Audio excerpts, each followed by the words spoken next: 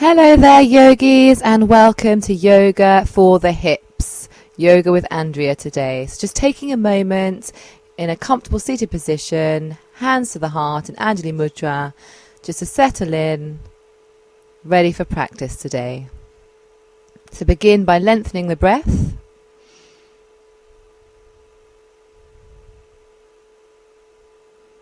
Allowing the mind and body to settle. And then moving into our first posture today, animal relaxation pose. So tucking the right heel in towards the front of the groin and the left leg behind the buttocks.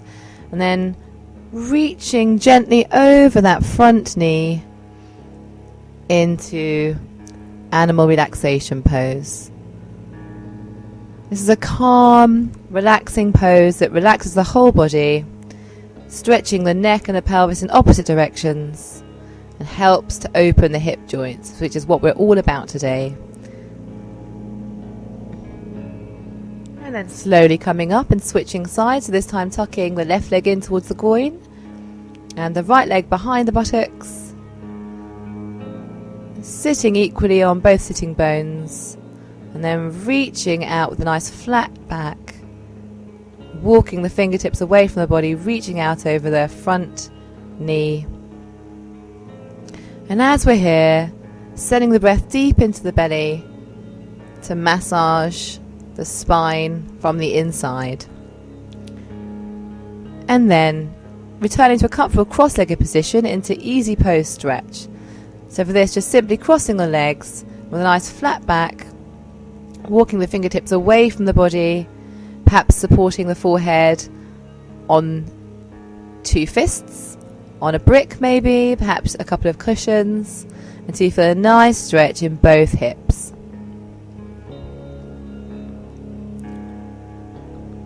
And then coming up, switching the cross of the legs, rooting down for the sitting bones, nice flat straight back, reaching out and over.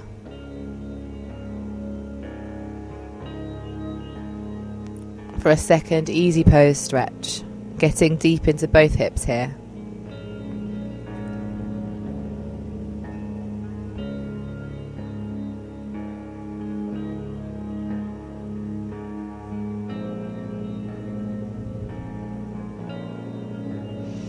And then coming out, turning to face the long edge of the mat, drawing both heels together, soles of the feet pressing together, opening the feet like a book into Tatali Asana or butterfly posture. So it starts with a bound angle pose, then we're lifting and lowering the knees to warm up the hip joints, moving with the breath.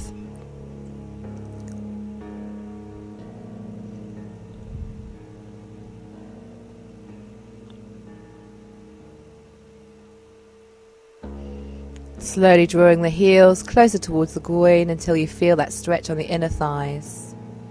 Actively pushing the knees away from the body, but not so that we feel discomfort in the knees.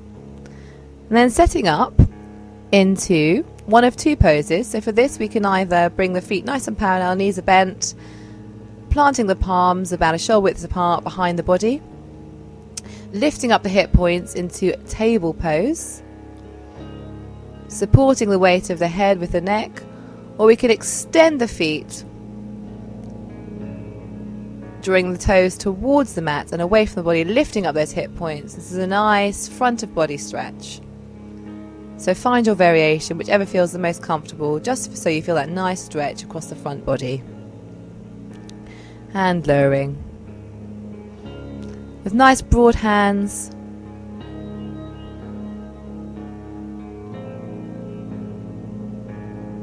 reversing up into downward facing dog, Adho Mukha Svanasana. So pedaling out the backs of the heels here, lifting the knees away from the floor, lengthening the tailbone away from the back of the pelvis and pressing it lightly towards the mat.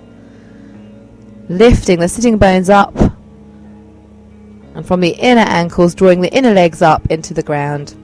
Extending that right leg up and over to open up the hips into three-legged dog. Weight evenly distributed through both palms together.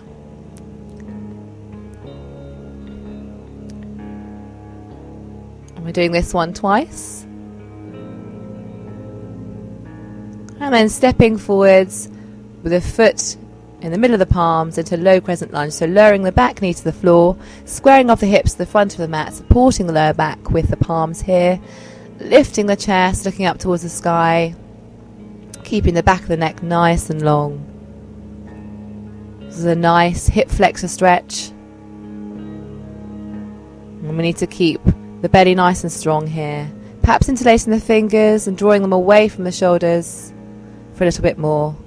Then swiveling on that left knee.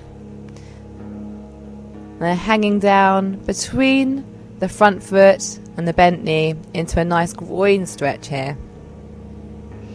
Sending that breath deep into the belly and into the lower back and hips, massaging the spine and hips from the inside.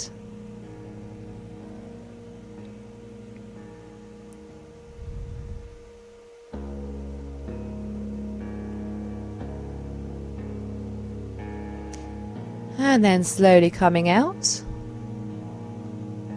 into extended child's pose. So releasing the sitting bones down towards the heels, forearms are outstretched, forehead is on the floor. Perhaps opening up the knees a little to allow the belly to rest between.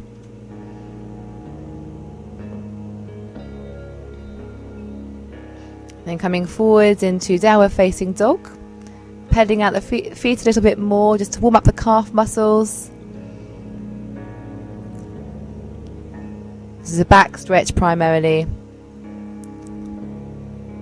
So straightening the knees but making sure they don't lock, and then lifting up the left leg and allowing that left ankle to dangle across the body to open up the hip. Releasing, and again for a second time. And then stepping the foot between the palms of the hands, setting up for low crescent lunge on the opposite side. Squaring off the hips, sinking deeply into that front bent knee, keeping the knee above the ankle. Perhaps interlacing the fingers behind the lower back and reaching the fingertips away from the shoulder blades, lifting the chest. And releasing, and then swiveling on that right knee into our second groin stretch. So we're basically sitting on the heel of the right foot here, if that's available to you. If not, feel free to roll up a blanket between the hip and the knee, or to sit on a brick if that's more comfortable. Should feel a nice groin stretch in the left groins here.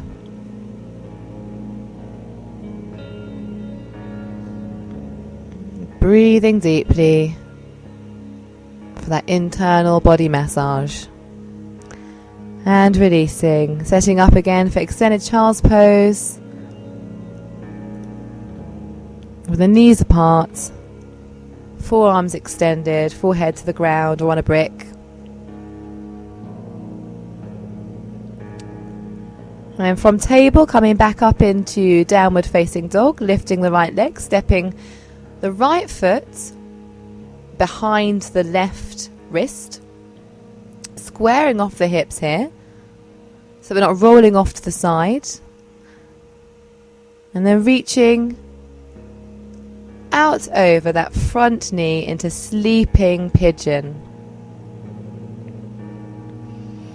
And if this is a bit too strong to begin with, draw the right ankle closer towards the body to lessen the stretch. Or if you'd like a little bit more, draw that right ankle away from the body so it's more parallel with the front of the mat to get a little deeper into the hips there. This is a deep and powerful stretch for the hips.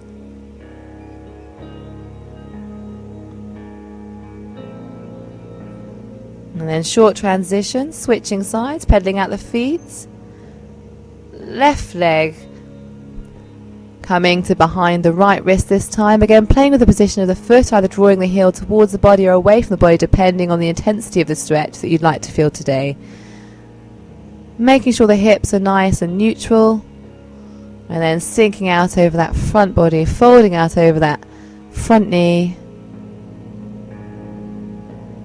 Releasing the neck. The closer towards the front of the mat the ankle is, the deeper, more intense the hip stretch. Breathing deeply here.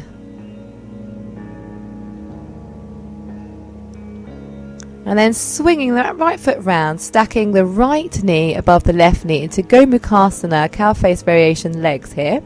So for this again, rooting down, sitting equally across both sitting bones, lifting the head and chest, and folding out slowly across the front knee, supporting the weight on the hands. And again, if you have any props available, please do use them. There's a fine line between a strong stretch and pain, and we don't want to feel any pain. If there's any pain in the knees at all, do a little bit less or skip it.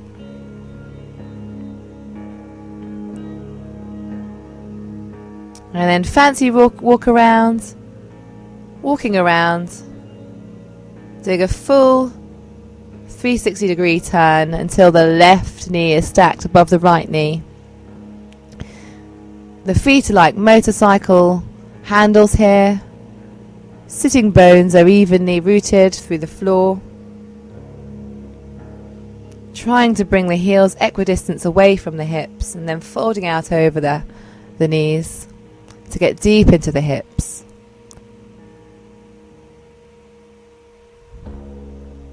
Again, tuning in and listening to your body.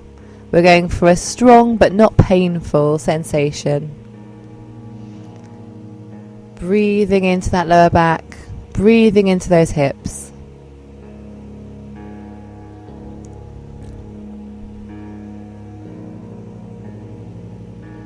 And slowly coming up.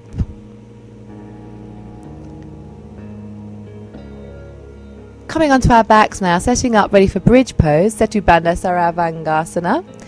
So feet are parallel, outer edges of the feet are parallel with one another, palms are pressed into the floor, chin is away from the chest, and we're lifting the sitting bones up towards the sky, pushing through those broadly spread toes. Perhaps interlacing the hands behind the back here, drawing the shoulder blades down and away from the body for a deeper front of body stretch. This is a beautiful counter posture for that deep hip openers that we've been doing. And then releasing the knees to the chest in Apanasana. Preparing for a supine spinal twist. So crossing the right leg over the left leg, rolling off with the hips towards the left hand side, looking out over the right shoulder, arms are to a T. For a little bit more, you can wrap the top leg around the back of the calf, and that gets a little deeper into the spine, the lower back and the hips.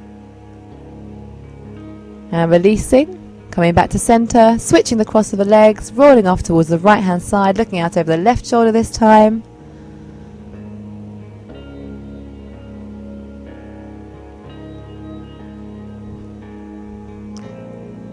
Tuning into the breath.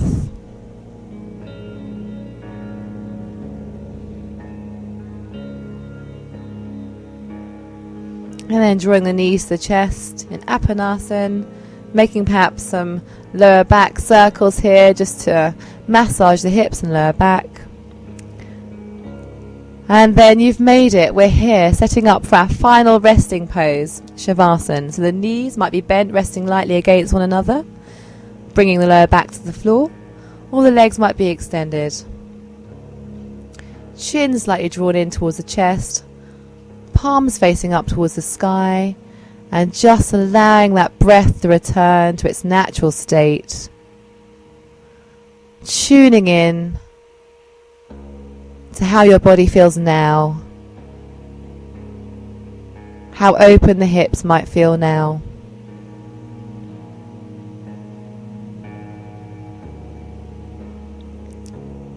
Feel free to stay lying here in your Shavasana for as long as time allows, and I'll see you next time